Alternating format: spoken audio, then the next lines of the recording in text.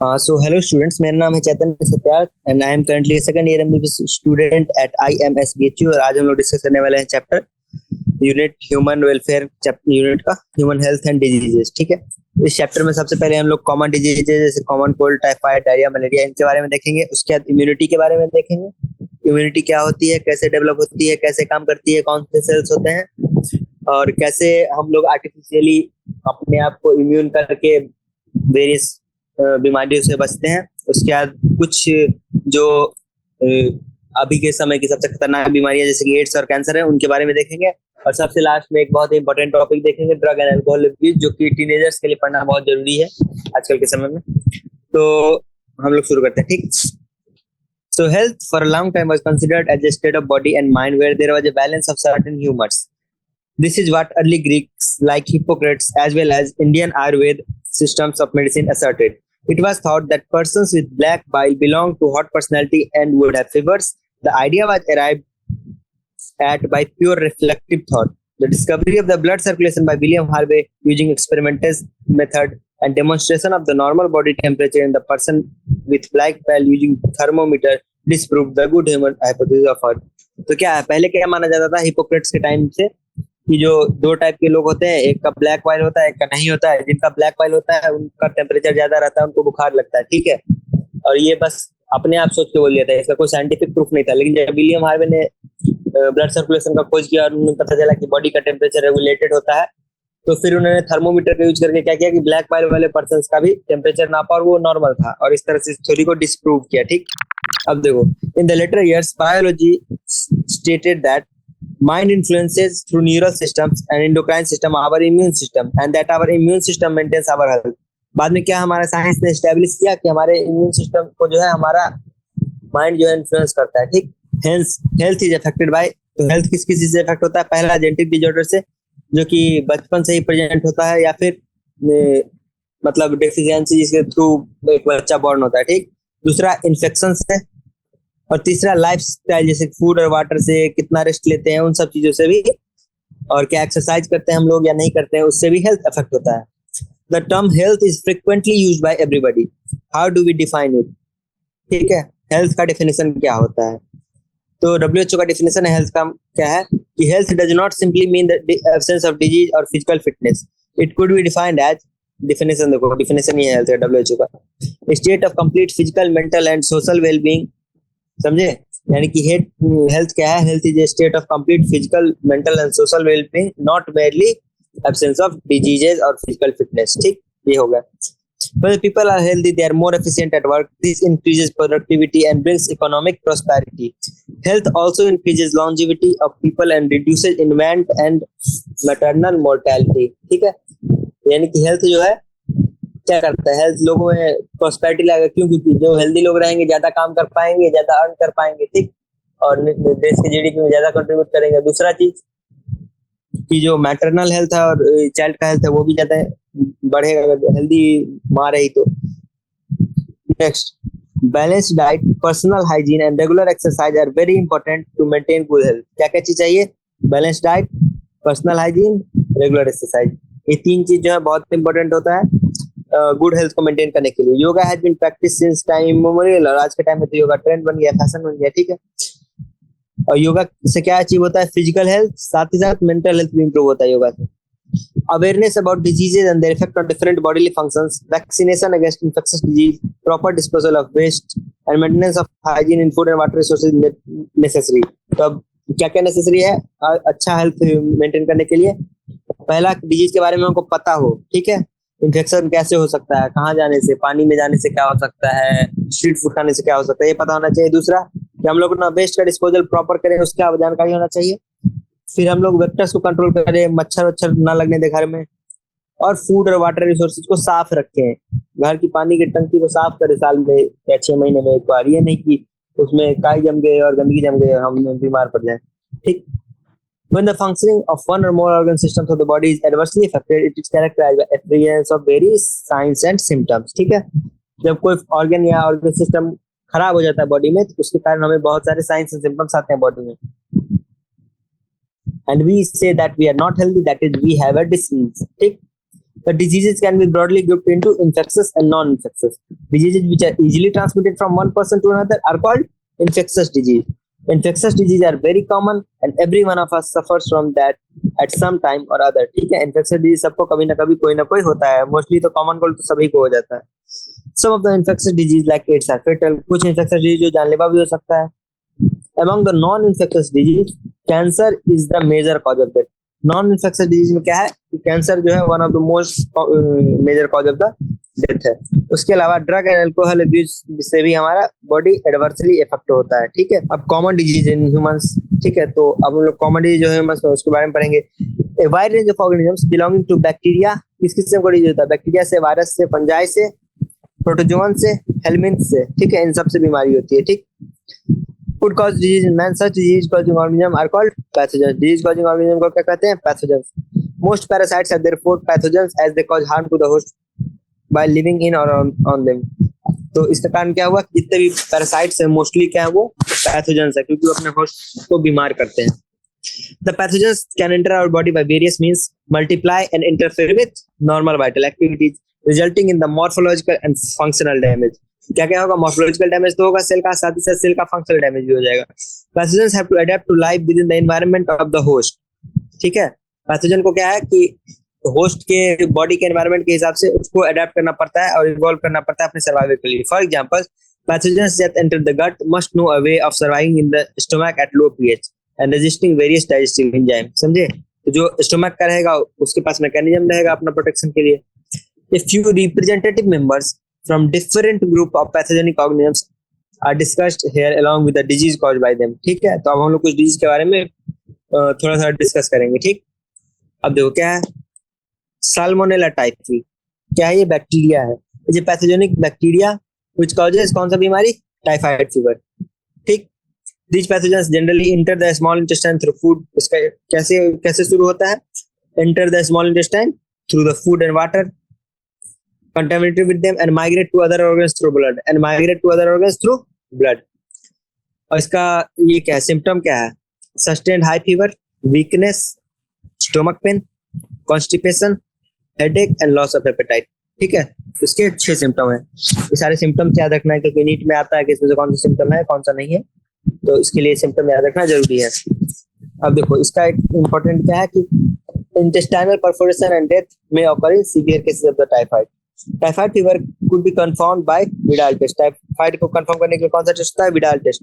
A classic case in the medicine, that of Mary Mellon, nicknamed Typhoid Mary, is worth mentioning here. She was a cook by profession and was typhoid carrier who continued to spread typhoid for several years through the foods she prepared.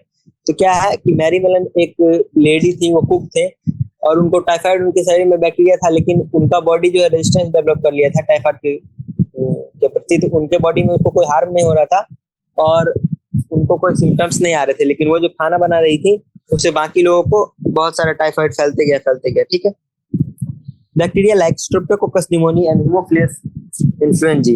कौन कौन से? Streptococcus pneumoniae और haemophilus influenzae are responsible for the disease pneumonia in humans. Pneumonia में किसको effect होता है? Alveoli की बीमारी है. As a result of the infection the alveoli gets filled with, क्या होता है? एल्वियोलाई में फ्लूइड फिलिंग हो जाती है, जिसके कारण सांस लेने में दिक्कत होगा obviously. The symptoms of pneumonia include fever, chills, cough and headache. क्या होता है symptom? Fever, chills, cough and headache. Fever, chills, cough and headache. In severe cases, severe case में क्या होगा? लिप्स एंड फिंगरनेल्स में turn grey to bluish and गर्म. ये क्यों होगा? क्योंकि सांस लेने में दिक्कत आ रहा है, ऑक्सीजन नहीं आ रहा है, CO2 इंक्रीज हो जा रहा है बॉडी में, इसके कारण ब्लूइश हो जाता है बॉडी को. क्या बोलते हैं? साइनोसिस. ठीक, ये इंपॉर्टेंट है. जब सीवियर निमोनिया रहेगा तो फिंगर नेल जो है टर्न कर सकता है grey to bluish in colour. A healthy person acquires the infection by inhaling droplets. Healthy person को कैसे होता है इन्फेक्शन? इनहेलिंग द ड्रॉपलेट्स या फिर शेयरिंग ग्लासेस एंड यूटेंसिल्स. ठीक है, उसके बाद dysentery, plague, diphtheria are some other bacterial disease in man. अब बैक्टीरियल डिजीज और कौन कौन से हैं? Diphtheria, plague, dysentery. ठीक, next, many viruses also cause disease in human beings. Bacteria के बारे में देख लिया, वायरस के बारे में देखेंगे. उसमें कौन सा है इंपॉर्टेंट? एक rhino virus. Rhino virus represent one group of such virus cause one of the most infectious human elements the common cold. ठीक है, common cold one of the most infectious disease होता है. जब हॉस्टलों में रहोगे अगर तुम और देखोगे, जब कॉमन कोल्ड फैलता है ना तो धीरे धीरे पूरे हॉस्टल को फैल जाएगा. वो अलग बात है कि वो 3 से 7 दिन में ठीक हो जाता है, लेकिन धीरे धीरे सभी लोगों को हो जाता है। बहुत ही ज्यादा हाईली इन्फेक्शस है, तो हालांकि उतना फेटल नहीं है। They infect the nose and the respiratory passage but not the lungs। क्या है कि वो अपर रिस्पिरेटरी ट्रैक्ट को ही इन्फेक्ट करता है, लंग्स को इन्फेक्ट नहीं करता है। ठीक। The common cold is characterised by, उसका क्या क्या सिम्टम है? Nasal congestion and discharge, sore throat, hoarseness, cough and headache. ठीक है, nasal congestion and discharge, sore throat, hoarseness, cough and headache. ठीक है, और टायर्डनेस तो होगा ही, जब भी हेडेक हो रहा है और कफ हो रहा है तो टायर्डनेस तो होगा ही। which usually lasts for 3 to 7 days. Droplets resulting from cough or sneezes of an infected person are either inhaled directly or transmitted through contaminated objects। ठीक है, जैसे या तो डायरेक्टली इनहेल कर लेगा या फिर कंटामिनेटेड ऑब्जेक्ट्स जैसे कि पेन, बुक, कप, इन सब के थ्रू ट्रांसमिट होगा। Some of the human diseases are caused by protozoans too। कुछ ह्यूमन डिजीज किससे होते हैं? प्रोटोजोन्स से भी होते हैं। You might have heard about malaria, a disease man has been fighting since many years।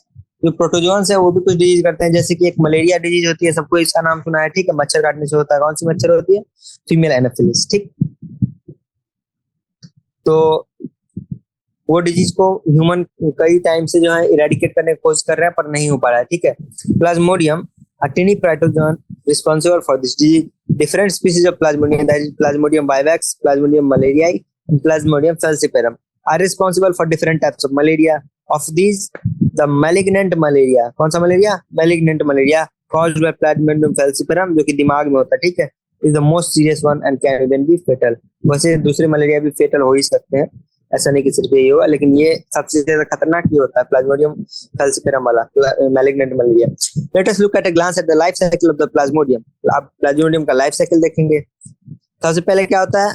Plasmodium enters the human body as sporozoites through the bite of an infected female Anopheles mosquito। कौन सा mosquito होता है? Female Anopheles mosquito। The parasites initially multiply within the liver cells and then attack red blood cells। सबसे पहले क्या होता है कि लिवर सेल में मल्टीप्लाई करते हैं, उसके बाद क्या करते हैं? लिवर में जब ब्लड आता है पोर्टल सिस्टम से तो क्या करते हैं ये लोग? रेड ब्लड सेल को इफेक्ट करते हैं ब्लड में जाके। ठीक, अब रेड ब्लड सेल को अटैक करने के कारण क्या होता है? उसका रप्चर हो जाता है।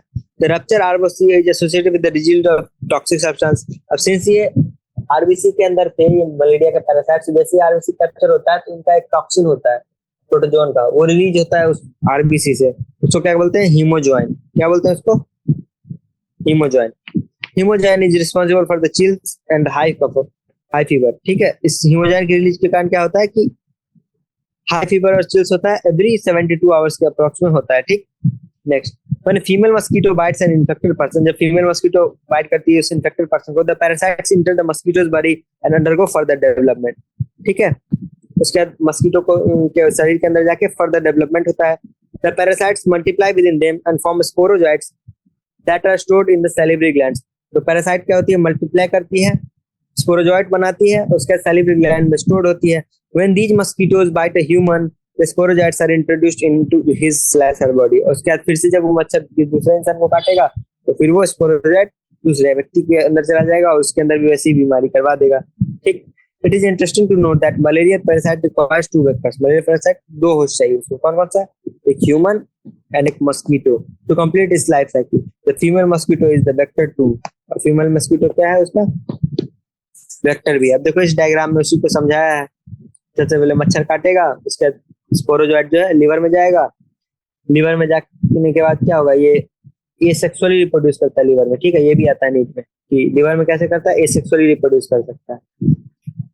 ठीक, अब ये जैसे रिप्रोड्यूस किया हेपेटोसाइट्स में, फिर रिलीज हुआ इसका अगला स्टेज और वो उसको इफेक्ट कर दिया रेड ब्लड सेल्स को। Parasite reproduce asexually red blood cell. अब रेड ब्लड सेल में भी एसेक्सुअली रिप्रोड्यूस कर सकता है और जो बर्स्ट होता है रेड ब्लड सेल उससे हीमोजोइन रिलीज होता है, इसके कारण फीवर एंड अदर सिम्टम आते हैं।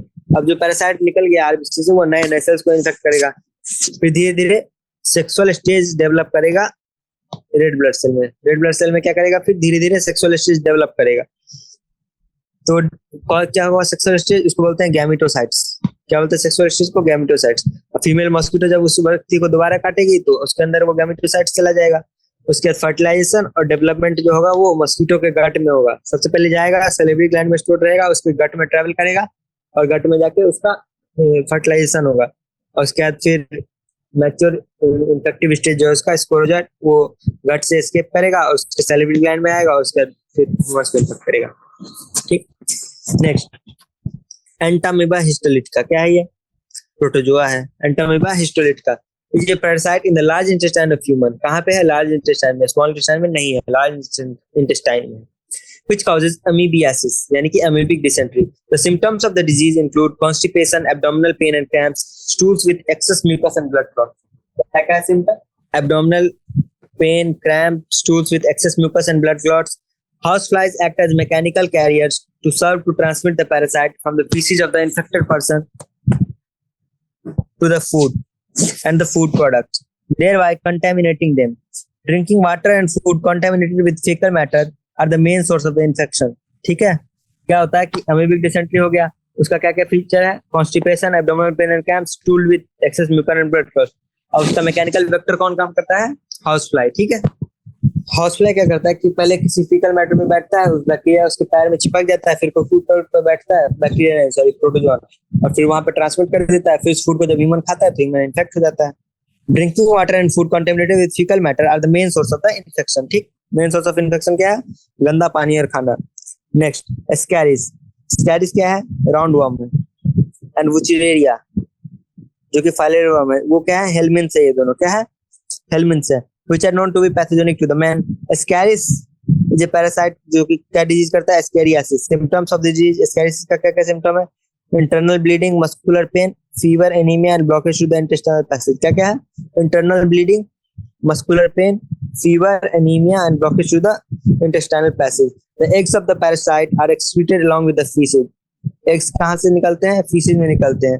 Which contaminated soil water plants, और soil water plant को contaminate कर देते हैं।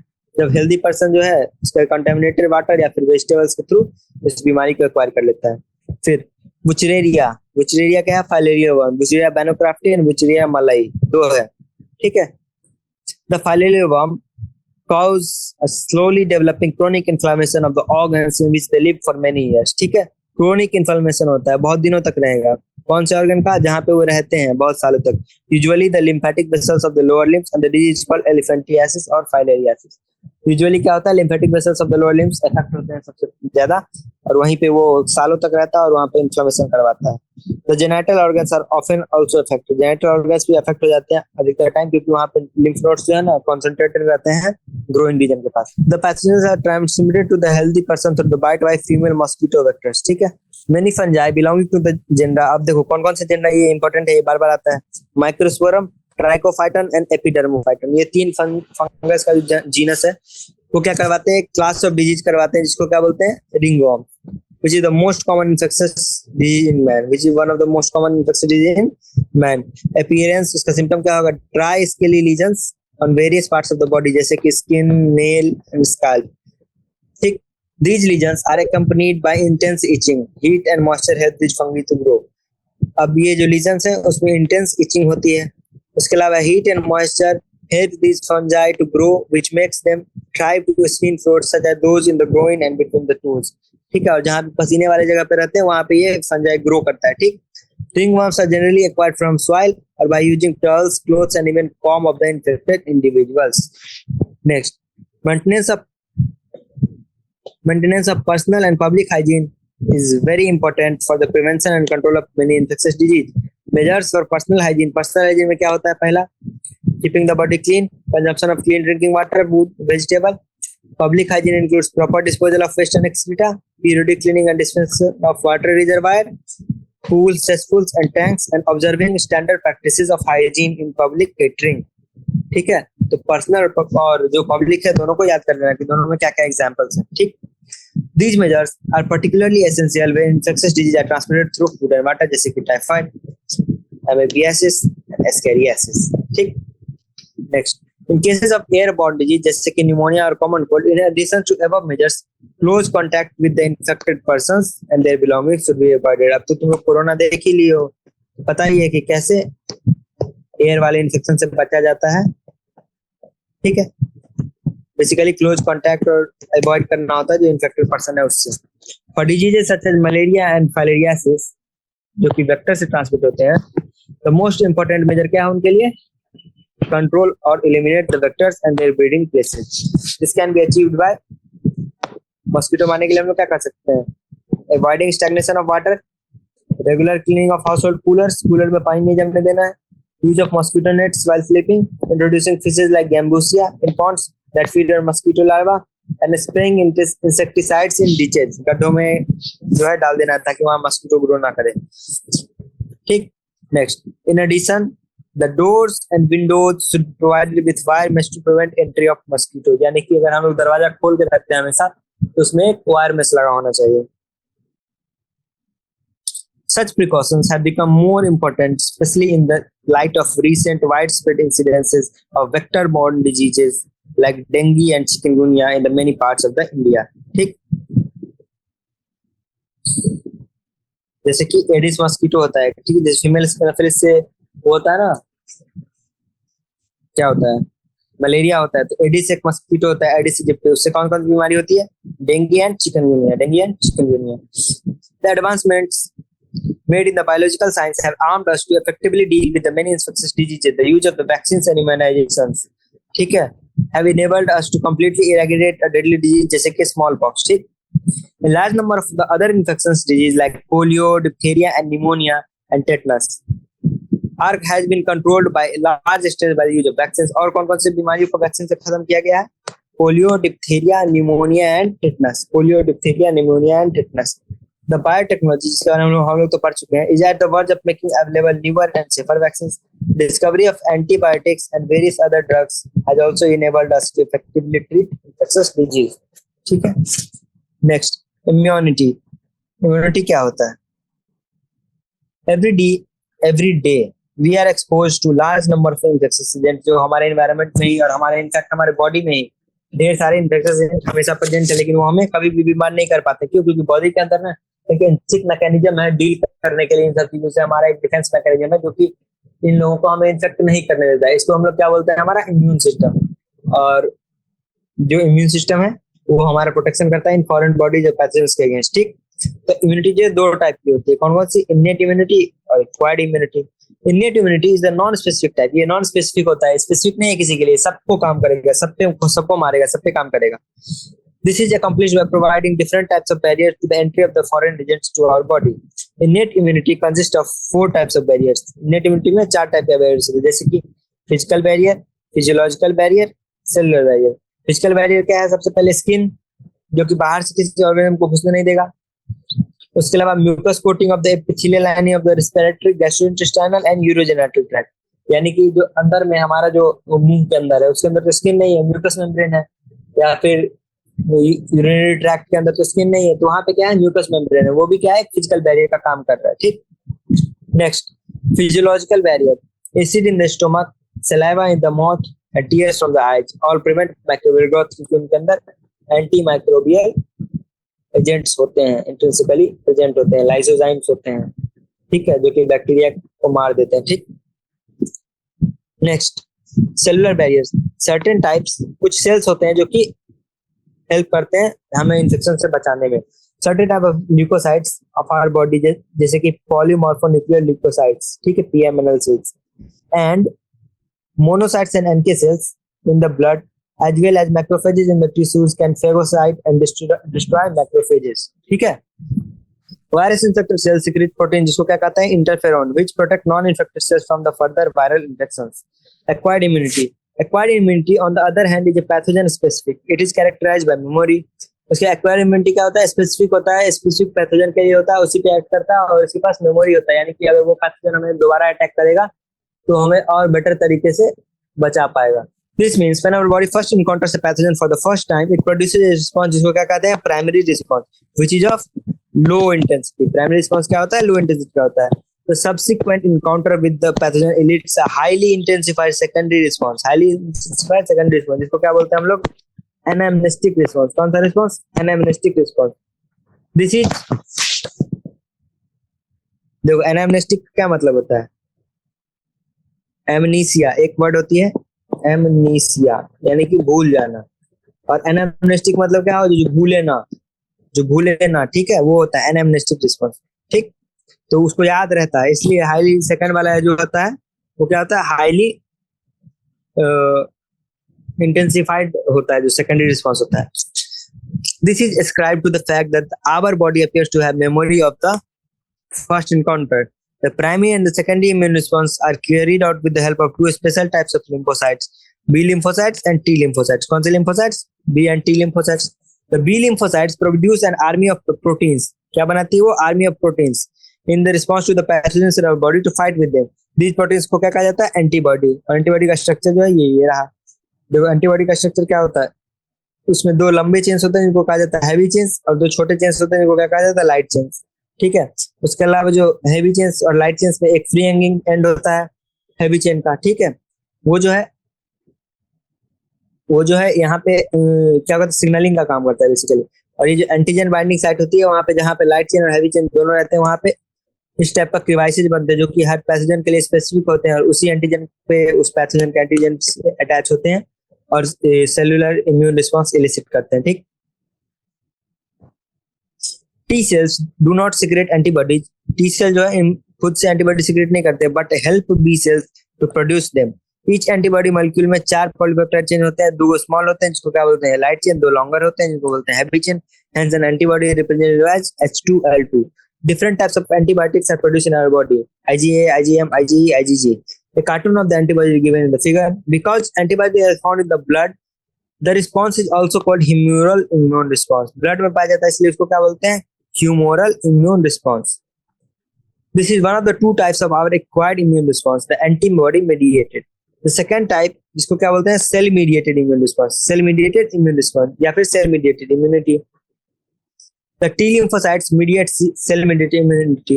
Very often, when some human organs like heart, eye, liver, kidney fail to function satisfactorily, transplantation is the only remedy. ठीक है. तो जो टी सेल जो है ना वो क्या करते हैं? एक अलग टाइप का इम्यून रिस्पॉन्स देते हैं जिसको क्या बोलते हैं? Cell mediated immunity. और बहुत बार क्या होता है कि बॉडी का कोई ऑर्गन जो सही से फंक्शन ना कर पाता है तो हम लोग उसका ट्रांसप्लांटेशन करवाते हैं. तो ट्रांसप्लांटेशन के लिए हम लोग क्या करते हैं? एक सूटेबल डोनर फाइंड करते हैं. क्यों? और ये सूटेबल डोनर क्या होता है? Graft from just any source, जैसे कि एनिमल या फिर दूसरा प्राइमेट या फिर दूसरा human being, can not be made since that graft would be rejected sooner और लेटर. क्यों? क्योंकि हमारी बॉडी, हर किसी के बॉडी में ना कुछ एंटीजन अलग अलग होते हैं, समझे? तो क्या होगा, किसी और का अगर लेंगे उस पर तो कुछ एंटीजन अलग होंगे, तो हमारे बॉडी को लगेगा कि ये कोई पैथोजन है या फिर फॉरेन बॉडी है, तो हमारा बॉडी जो उस ट्रांसप्लांटेड ऑर्गन के सेल्स है उनको डिस्ट्रॉय करना शुरू कर देगा. ठीक है. इसलिए क्या करते हैं? टिश्यू मैचिंग करते हैं कि हमारा जो एंटीजन हो कितना क्लोजली मिल रहा है डोनर के एंटीजन से, और तभी हम लोग उसका ग्राफ्ट यूज करते हैं.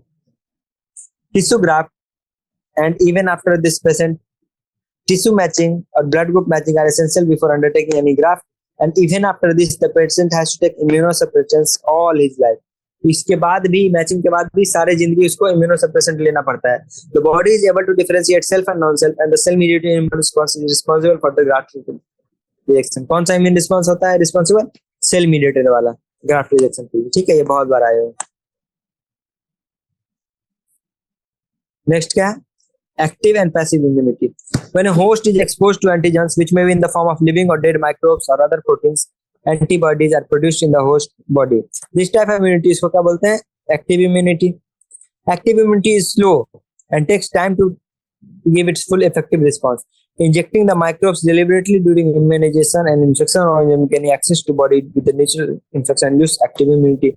अब एक्टिव इम्यूनिटी क्या होता है कि जैसे कोई हमारे शरीर के अंदर ऑर्गेनिज्म आएगा और हमारा बॉडी उसके प्रति खुद से अपने आप से एक इम्यूनिटी डेवलप करेगा, एंटीबॉडी प्रोड्यूस करेगा. ठीक है. तो इसके लिए 2 हमारे पास चीजें हैं.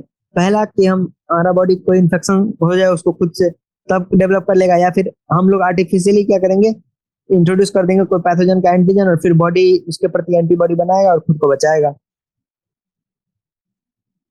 नेक्स्ट, एक और दूसरा तरीका होता है इसमें रेडीमेड एंटीबॉडी. जैसे कि कुत्ता काट लेता है तो रेबीज, एंटी रेबीज वाला वैक्सीन देते हैं. उसमें क्या होता है कि रेबीज के लिए एंटीबॉडी होती है, उसमें प्री फॉर्म तो देते हैं, वो रेबीज के एंटीजन्स को खत्म कर देता है.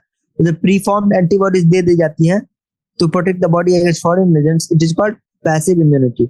You know why mother's milk is considered very essential? क्यों? क्योंकि the yellowish fluid colostrum secreted by the mother during the initial stage of the lactation has abundant antibodies. ठीक है. यानी कि क्लोस्ट्रम जो होता है उसमें बहुत सारा एंटीबॉडीज होता है, ठीक है, to protect the infant. The foetus also receives some antibodies from their mother. Foetus जो है कुछ एंटीबॉडी जो कि आईजीजी एंटीबॉडी होती है, एक एंटीबॉडी होती है ना आईजीजी, वो क्या करती है, सबसे छोटी एंटीबॉडी होती है और वो प्लेसेंटा को क्रॉस कर सकती है, ठीक है, और वो प्रेगनेंसी के थ्रू बच्चे को मिल जाती है, ठीक। तो ये याद रखना है कि प्लेसेंटा को कौन सी क्रॉस करेगी, आईजीजी, और जो बॉडी फ्लूइड्स है, मिल्क है, उसमें कौन सा होगा, IgA. Next, vaccination and immunization. The principle of immunization and vaccination is based on the property of memory of the immune system. In vaccination, a preparation of antigenic proteins of the pathogen or inactivated pathogen are introduced into the body. These antibodies the antibodies produced in the body against these antigens would neutralize the pathogenic agents during the actual infection. क्या होगा कि जो antibody produce होगा वो actual में जब अगर वो पैथोजन आया तो उसको न्यूट्रलाइज कर देगा, क्योंकि हमारे पास एंटीबॉडी पहले से है। The vaccines also generate memory cells, ठीक है, वैक्सीन जो मेमोरी सेल्स भी जनरेट करता है, that recognize the pathogen quickly and subsequent exposure and overwhelm the invaders with the massive production of the antibody. क्या होता है, मेमोरी सेल्स भी जनरेट करता है जिससे कि एनामनेस्टिक रिस्पांस रहे। If a person is infected with some deadly microbes to which quick and immune response is required, such as in tetanus, we need to directly inject the preferred preformed antibody, ठीक है।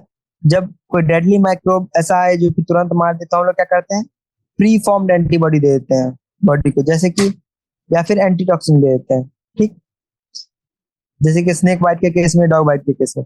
Even in case of snake bite, the injection which is given to the patients contain preformed antibodies against the snake venom.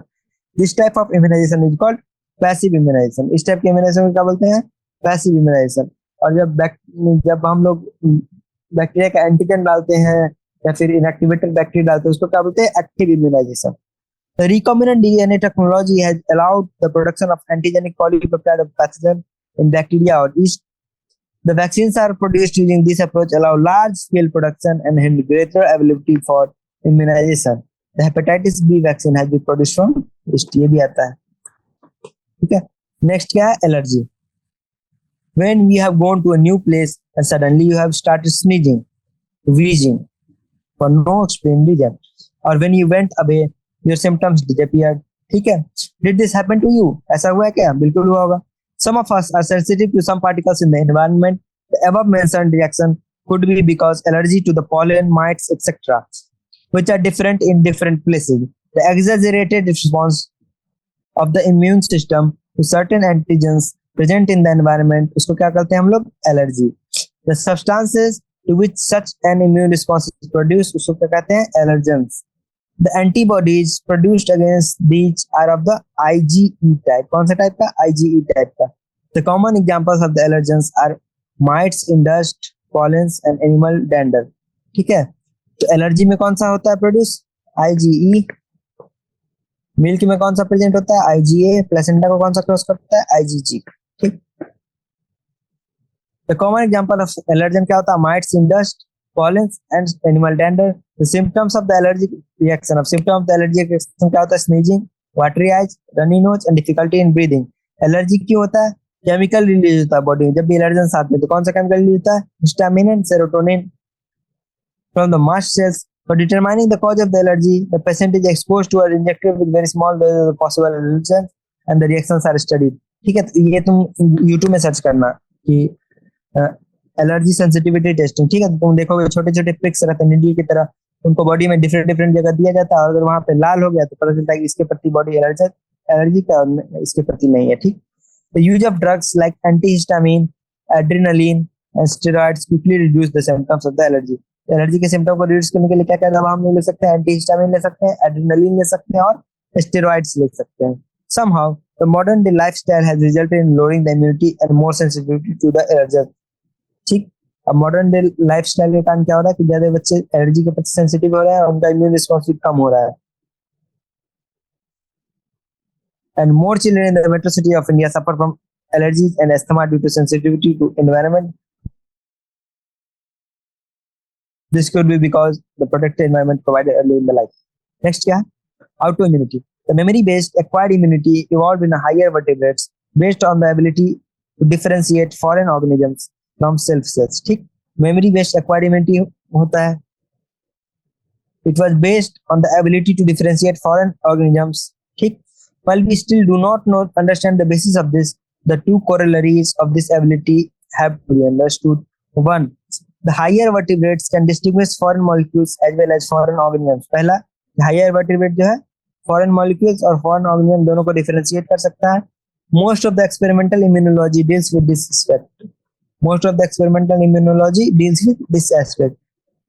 Sometimes, due to genetic and other unknown reasons, the body attacks cells. कभी कभी क्या होता है, body जो खुद के cell को attack कर देता है उसको क्या बोलते हैं, ऑटो इम्यूनिटी. और इसके कारण कुछ डिजीज है जैसे कि रूमेटॉइड आर्थराइटिस, ठीक है, वो भी क्या है, ऑटो इम्यून डिजीज है. Next, immune system in body. The human immune system consist of lymphoid organ. क्या क्या होता है ह्यूमन इम्यून सिस्टम में, लिम्फोइड ऑर्गन्स, टिश्यू, सेल्स और सॉल्युबल मॉलिक्यूल जैसे कि एंटीबॉडी. ये चार कंपोनेंट होते हैं. As you have read, immune system is unique in sense that is recognised for intelligent response to this and remembers them. क्या करता है, रिकॉग्नाइज करता है, रिस्पांस देता है और याद भी रखता है उनको. The immune system also plays an important role in the allergic reaction, autoimmune disease and organ transplantation. इसके अलावा इम्यून सिस्टम का कहाँ रोल है, ऑटो इम्यूनिटी में, एलर्जिक रिएक्शंस में एंड ऑर्गन ट्रांसप्लांटेशन में. The lymphoid organs. Lymphoid organ क्या होता है, हम लोग पढ़े ना, लिम्फोइड ऑर्गन, टिश्यू सेल्स और सॉल्युबल मैक्रोफेज, ये चार चीजें होती है. ठीक. तो lymphoid organs, these are the organs where origin होगा या फिर मैच्योरेशन होगा, या तो ऑरिजिन होगा या तो मैच्योरेशन होगा लिम्फोसाइट्स का. ठीक. द प्राइमरी लिम्फोइड ऑर्गन क्या होता है, bone marrow and thymus, where immature lymphocytes differentiate, जहां पे इमेच्योर लिम्फोसाइट मैच्योर बनते हैं. To antigen sensitive lymphocytes. After maturation the lymphocytes migrate to the secondary lymphoid organ. Maturation के बाद कहां जाते हैं वो लोग, सेकेंडरी लिम्फोइड ऑर्गन पे, जहां पे, कहां पे, spleen, lymph node, tonsil, Peyer's patches. ठीक. और पियर्स पैचेस दो जगह है, small intestine and hepatic. Secondary lymphoid organ provide sites for interaction of lymphocytes with antigen. Secondary में क्या होता है कि एक्चुअल में इंफेक्शियस एजेंट के साथ उसका इंटरेक्शन होता है. The location of various lymphoid organs in the human body is shown in figure 7.5. The bone marrow is the main lymphoid organ where all the blood cells including lymphocytes are produced. Bone marrow में सारे cells produce होते हैं. The thymus is a lobed organ situated near the heart and beneath the breastbone. The thymus is quite large at the time of birth but keeps reducing in size with the age, and by the time puberty is attained, it reduces to a very small size. ठीक. thymus क्या होता है, एक primary lymphoid organ है, वहां पे T cells का maturation होता है बेसिकली, और वो बचपन में बड़ा रहता है और धीरे धीरे छोटा साइज हो जाता है उसका. Both bone marrow and thymus provide microenvironment for the development and maturity of T lymphocyte. Spleen क्या होता है, एक लार्ज बीन शेप्ड ऑर्गन है जिसमें लिम्फोसाइट और फेगोसाइट्स होते हैं, और filter the blood bye trapping blood born microbes. ठीक है, जो ब्लड बॉर्न माइक्रोब्स होते हैं वो यहीं पे डिस्ट्रॉय होते हैं. Spleen also has a large reservoir of erythrocytes. Spleen के पास लार्ज रिजर्वायर ऑफ एरिथ्रोसाइट्स भी है. The lymph nodes are a small solid structure. Lymph node क्या होता है, गर्दन के पास है, फील क्या है, lymph node है. ठीक. Located at different points along the lymphatic system, lymph nodes serve to trap the microorganisms and other antigens which happen to get into the lymph and tissue fluid. Antigens trapped in the lymph nodes are responsible for the activation of lymphocytes present there and cause immune response. Next, the lymphatic tissue is also located within the lining of major tracts जैसे कि respiratory tract, digestive tract और urogenital tract. ठीक. उस tract के lining में भी क्या होता है, लिम्फोइड टिश्यू होता है जिसको हम लोग क्या बोलते हैं, म्यूकोसा एसोसिएटेड लिम्फोइड टिश्यू. कौन lymphoid tissue, mucosa associated lymphoid tissue. और ये बॉडी के 50% लिम्फोइड टिश्यू को कंप्राइज करता है. बॉडी का 50% जो होता है माल्ट होता है, म्यूकोसा एसोसिएटेड लिम्फोइड टिश्यू. ठीक है. अब क्या क्या बचा है, एड्स बचा है, देन कैंसर बचा है, उसके बाद ड्रग्स एंड अल्कोहल अब्यूज बचा है. The word AIDS stands for acquired immunodeficiency syndrome. AIDS का फुल फॉर्म क्या होता है, एक्वायर्ड इम्यूनोडेफिशिएंसी सिंड्रोम. इसका मतलब क्या है कि ये कॉन्जेनिटल नहीं है, acquired during the lifetime of the body. ठीक. और सिंड्रोम क्या होता है, group of symptoms. Group of symptoms को क्या बोलते हैं, syndrome. The AIDS was first reported in 1981. In the last 25 years or so it has spread across all over the world. ठीक. It is caused by the human immunodeficiency virus. कौन सा virus से होता है, HIV वायरस से होता है. ठीक. A member of the group of viruses जिसको क्या बोलते हैं, रेट्रोवायरस. रेट्रोवायरस ग्रुप का मेंबर है. Which have an envelope. इसके पास क्या होता है, एनवेलप होता है और एक RNA जीनोम होता है. एनवेलप होता है और RNA जीनोम होता है. Transmission of HIV infection generally occurs by sexual contact transfusion of contaminated blood, or by sharing infected needles in the case of intravenous drug abusers, and from infected mother to child through her placenta. 4 तरह से फैलेगा। पहला sexual contact से फैलेगा, दूसरा कि blood transfusion reaction से फैलेगा, तीसरा कि जो नीडल होता है वो भी बेसिकली ब्लड बॉर्न ही हो गया, जो नीडल ड्रग एब्यूजर शेयर करते हैं, चौथा मदर से जो अपने बच्चे को प्लेसेंटा के थ्रू हो सकता है। ठीक, नेक्स्ट क्या है, so people who are at high risk of getting infection includes, किसको किसको होगा, जिसका सेक्स से होता है तो जिसका मल्टीपल सेक्सुअल पार्टनर होगा उसको हो सकता है, ड्रग एडिक्ट को हो सकता है, उसके अलावा जिनको बार बार ब्लड ट्रांसफ्यूजन की जरूरत होता है उनको हो सकता है, चिल्ड्रन जो HIV पॉजिटिव मदर को हो उनको हो सकता है। अब देखो HIV का लाइफ साइकिल कैसा होता है, रेट्रोवायरस है, उसका वायरल DNA कोर है, उसको एनिमल सेल के अंदर इंट्रोड्यूस किया। अब ये RNA से जो है ना DNA बनेगा रिवर्स ट्रांसक्रिप्शन से, चूंकि रेट्रोवायरस है उसमें RNA जीनोम होता है।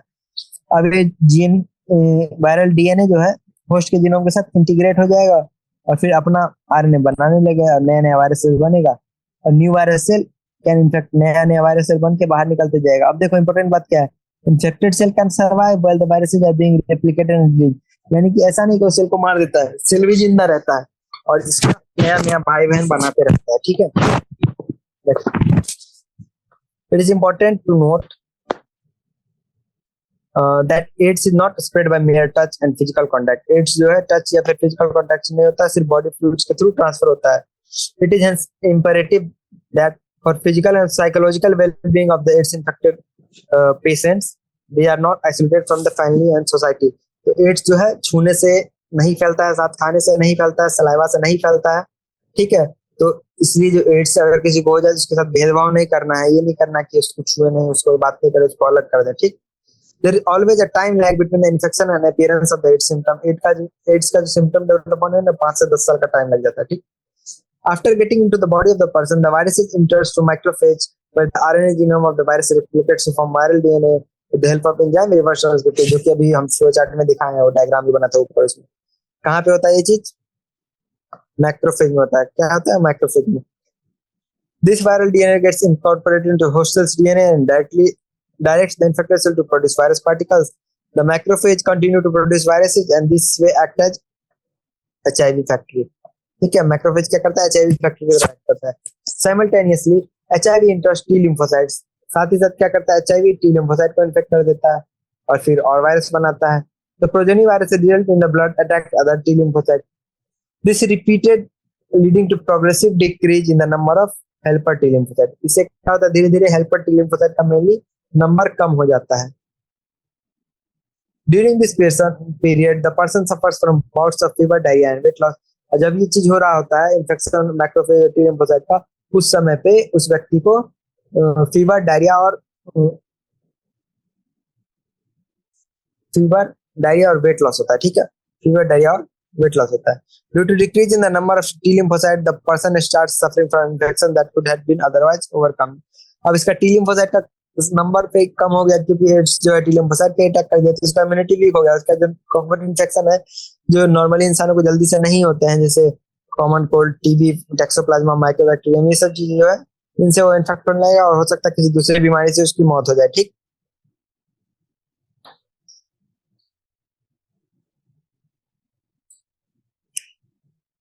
the patient becomes so immunodeficient that he or she is unable to protect himself against these infections.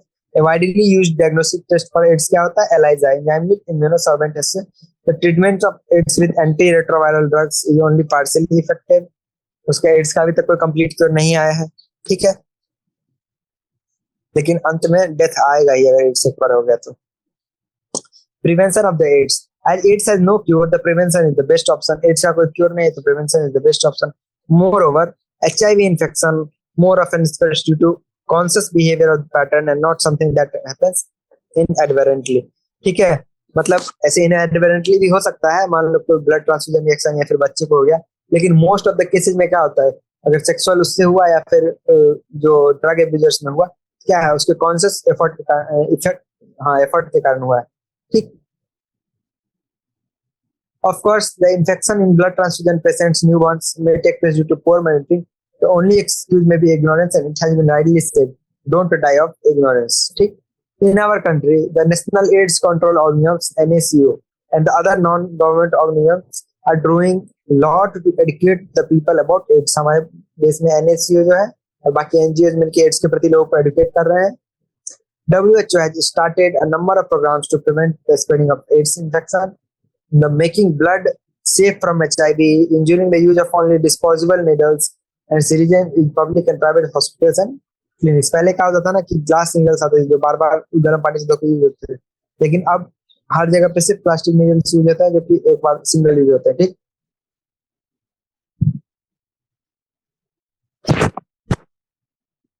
and free distribution of condoms, controlling drug abuse, and advocating safe sex and promoting regular checkup for HIV and susceptible populations.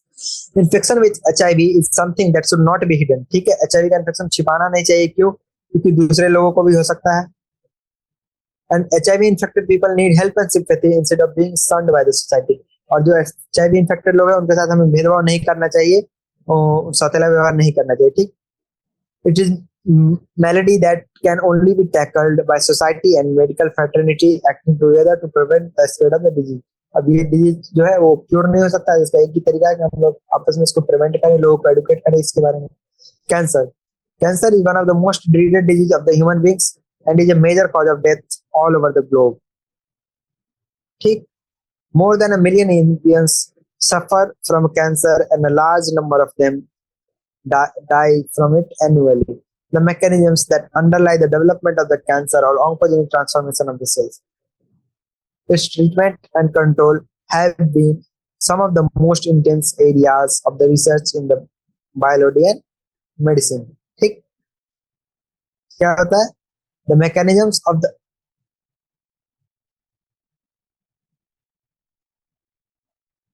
हाँ, तो cancer कैसे develop कर रहा है उसके बारे में अभी के टाइम पे सबसे ज्यादा रिसर्च है इसी चीज पे चल रहा है कि कैंसर कैसे बॉडी में होता है, कैसे इसको प्रिवेंट किया जा सकता है. ठीक है, इसके बारे में अभी दुनिया में एक्सटेंसिवली रिसर्च चल रहा है. ठीक, in biology in our body the cell growth and differentiation are highly control. हमारे बॉडी में सेल ग्रोथ और डिफरेंशिएशन हाईली कंट्रोल होता है, लेकिन कैंसर सेल में क्या होता है, इस कंट्रोल मैकेनिज्म का ब्रेकडाउन हो जाता है. तो हमारे सेल्स में नॉर्मली एक प्रॉपर्टी होती है कांटेक्ट इनहिबिशन की, यानी कि जब बॉडी सेल ग्रो करते रहता है दूसरे सेल से कांटेक्ट में आता है तो उसका ग्रोथ रुक जाता है. ठीक है, रुक जाता है.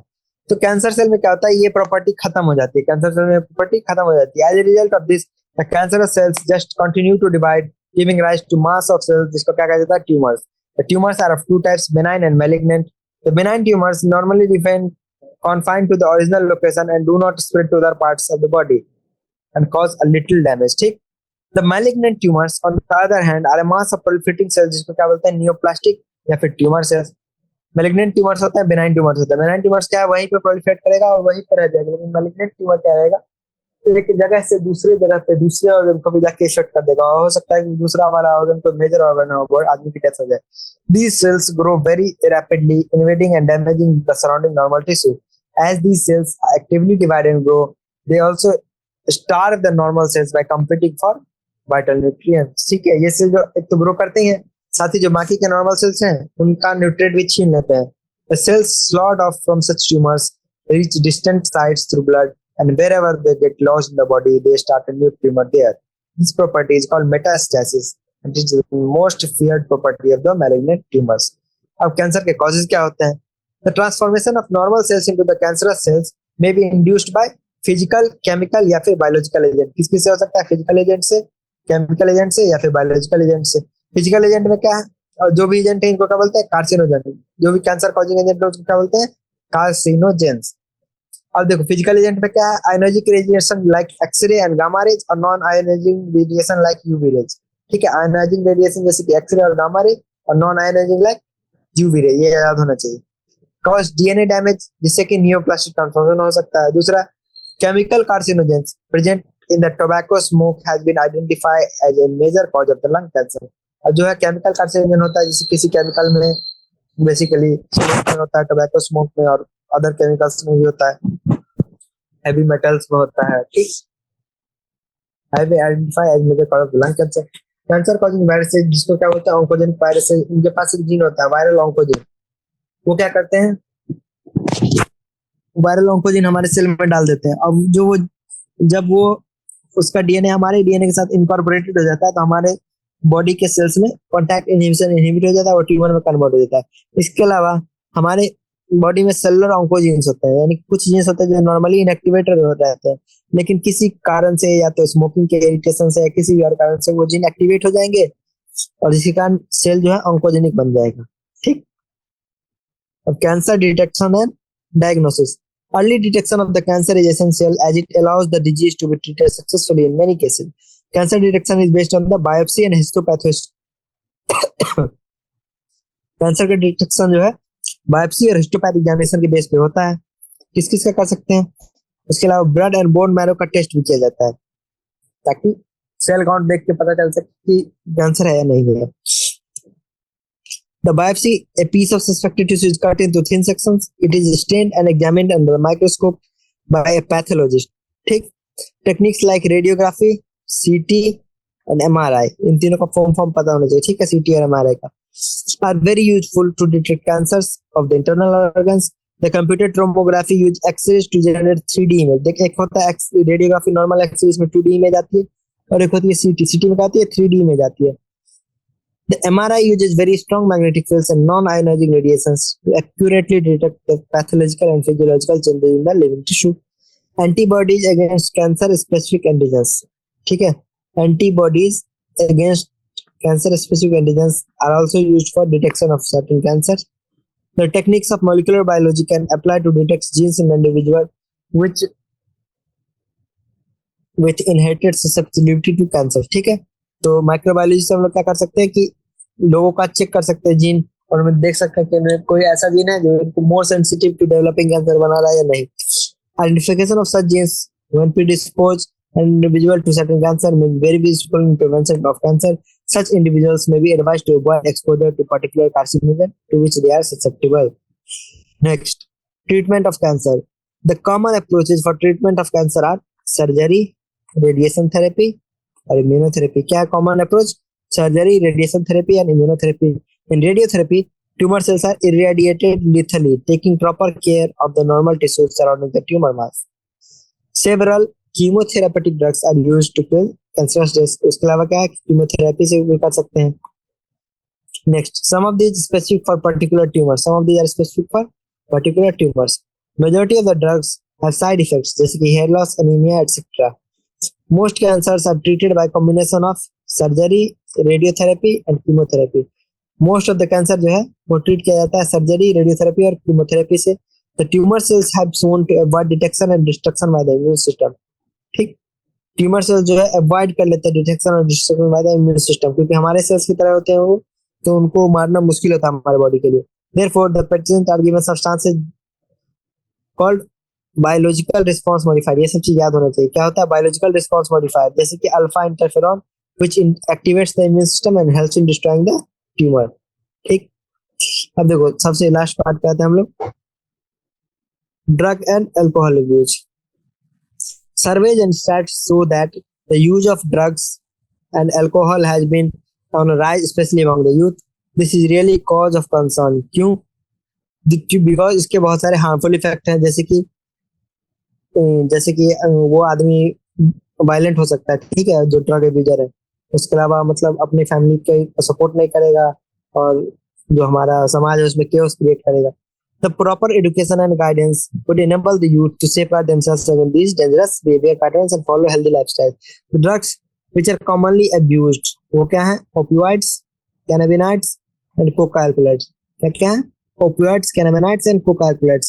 Majority of these are obtained from flowering plants. Some of these are obtained from fungi. Fungi से क्या आता है? एक ड्रग है बहुत फेमस, क्या नाम है उसका?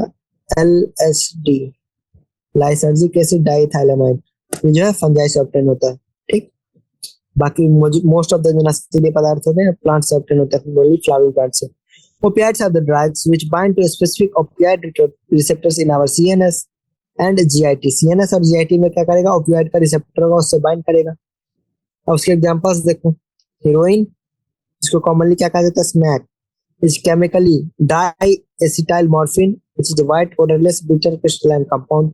एक हीरोइन कंपाउंड होता है, ठीक है। अब देखो नीट में क्या आएगा ना, ऐसे लिख देगा हीरोइन, INE, तो ये गलत हो जाएगा, इसका स्पेलिंग इन सबका याद रखना। ठीक, next,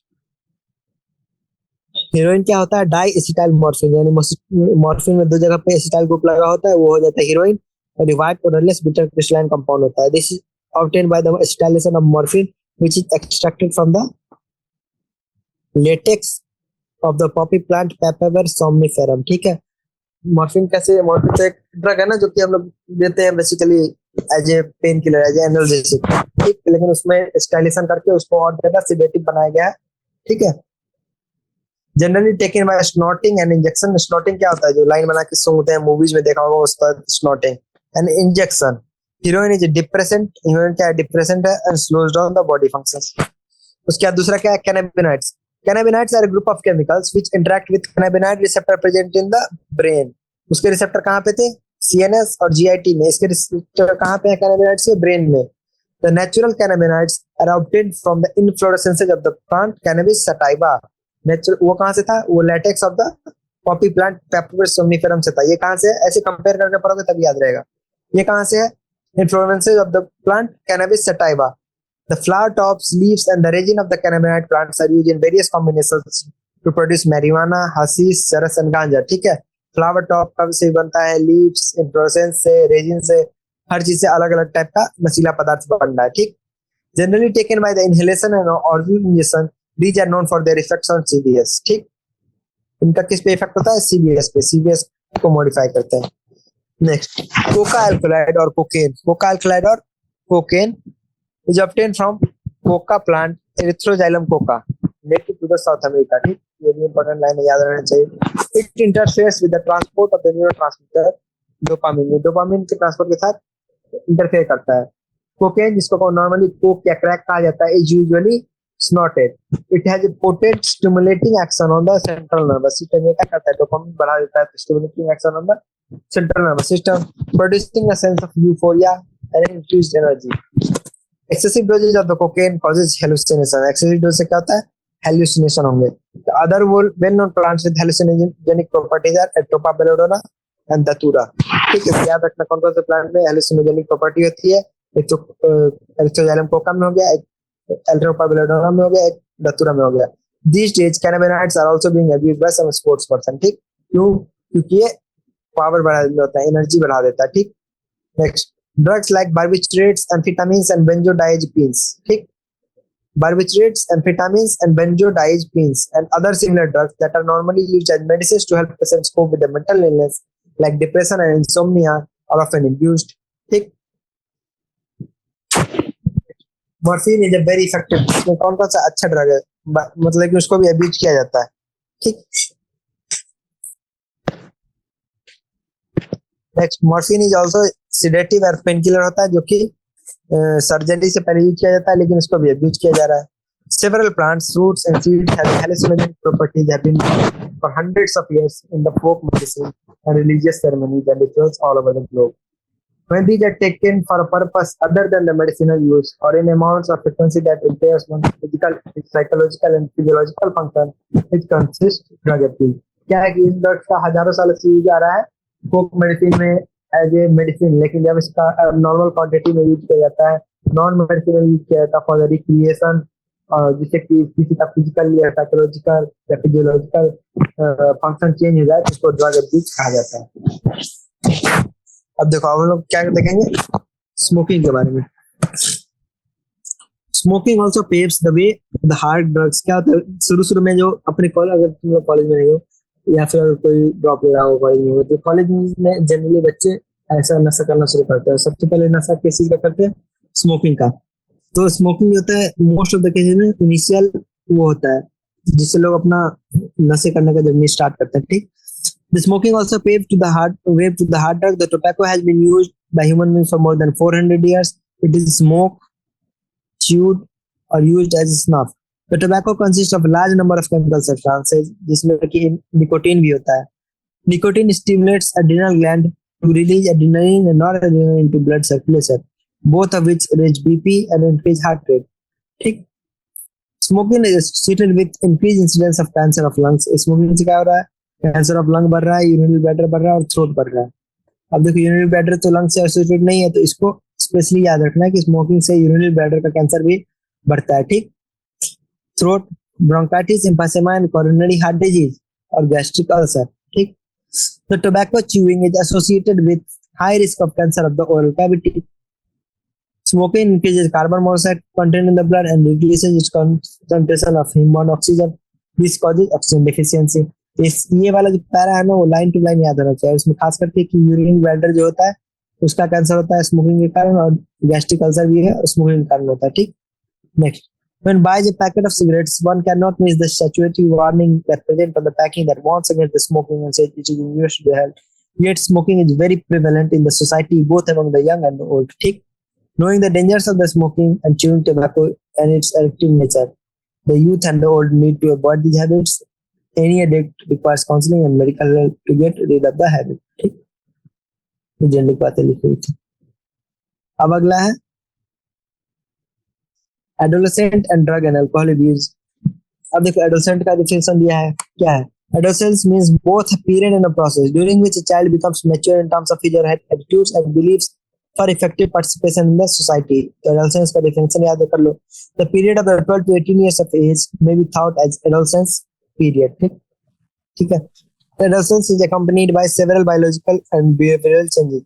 Adolescence thus is a very vulnerable phase of the mental and psychological development of an individual. Adolescence क्या होता है? एक very vulnerable phase of the mental and psychological development of an individual. The curiosity, need for adventure and excitement and experimentation. Curiosity, need for adventure and excitement or experimentation constitute common causes which motivate youngsters towards the drug and alcohol abuse. A child's natural curiosity motivates him or her to experiment. This is complicated further by the effects that might be perceived by as benefits of drug और alcohol abuse. ठीक है. सबसे पहले क्या होता है कि इस एज में क्यूरियोसिटी के लिए या एक्सपेरिमेंटेशन के लिए लोग ड्रग और अल्कोहल अब्यूज करना शुरू करते हैं. उसके अलावा फर्दर जो है लोग इसको कूल समझते हैं, ठीक है, उसके कारण करते हैं, उनको लगता है कि ये सही है करना. Thus, the first use of drug or alcohol may be out of curiosity or experimentation, but later the child starts using these to escape the facing problems. ठीक, क्योंकि इसका कुछ बेनिफिट होता है, इसके लोग अपना प्रॉब्लम्स भूल जाते हैं, रिलैक्स महसूस करते हैं, डिप्रेशन से निकलते हैं. इसलिए लोग धीरे धीरे करके स्ट्रेस से रिलीज पाने के लिए जो है इनका यूज करना शुरू कर देते हैं. Of late the stress from pressures to excel in academics और examination has played significant role in persuading the youngster to try alcohol and drugs. ठीक, the perception among the youth that it is cool or progressive to smoke, use drugs or alcohol is also in a way major cause for youth to start these habits. Television, movies, newspapers and internet also help to promote this perception. ठीक, other factors that have been seen to associate with the drug or alcohol abuse among adolescents are unstable or unsupportive family structures and peer pressure. Other factor क्या है? Unstable family structure or peer pressure. Addiction and dependence. Because of the perceived benefits, drugs are frequently used repeatedly. The most important thing which one fails to realize is the inherent addictive nature of the alcohol and the drug. Addiction is a psychological attachment to certain effects, जैसे कि euphoria and temporary feeling of well-being associated with the drugs and alcohol. These drive people take them when they are not used, and even when their use becomes self-destructive. ठीक है. उसके जो wellbeing associated होता है euphoria वाला, उसके कारण लोग उसको लेते हैं, जब जरूरत नहीं होता पी लेंगे और बार बार लेंगे. With the repeated use of the drugs, the tolerance level of the receptor present in the body increases. Consequently, the receptors respond only to higher doses of drugs and alcohol, leading to greater intake and greater addiction. ठीक. However, it should be clearly borne in the mind that the use of these drugs even once can be a forerunner to addiction. Thus, addictive potential of the drugs and alcohol pull the user into vicious circle, leading to regular use, which he may never be able to get out. ठीक. उसके अलावा dependence क्या होता है? Dependence is the tendency of the body to manifest a characteristic and unpleasant withdrawal symptom if a regular dose of the drugs is abruptly discontinued. ठीक. जब abruptly कोई ऐसा नशीला पदार्थ आप यूज करें उसको withdrawal symptom आने लगते हैं, सिर दर्द होगा और बाकी चीजें बेचैनी फील होने लगती है. ठीक. This is characterized by anxiety, shakiness, nausea, and sweating, which may be relieved when the drug is resumed again. In some cases, the withdrawal symptoms can be severe and even life-threatening, and the person may need medical supervision. Dependence leads the patient to ignore all social norms in order to get sufficient funds to satisfy his or her needs this results in many social adjustment problems. ठीक, अब इस withdrawal symptom का कारण क्या है कि आदमी को ड्रग लेना पड़ेगा, और हो सकता है उसके पास पैसे ना आए, जो भी प्रॉब्लम हो तो अब कैसे भी करके पैसे का जुगाड़ करेगा ताकि वो ड्रग ले सके। ठीक,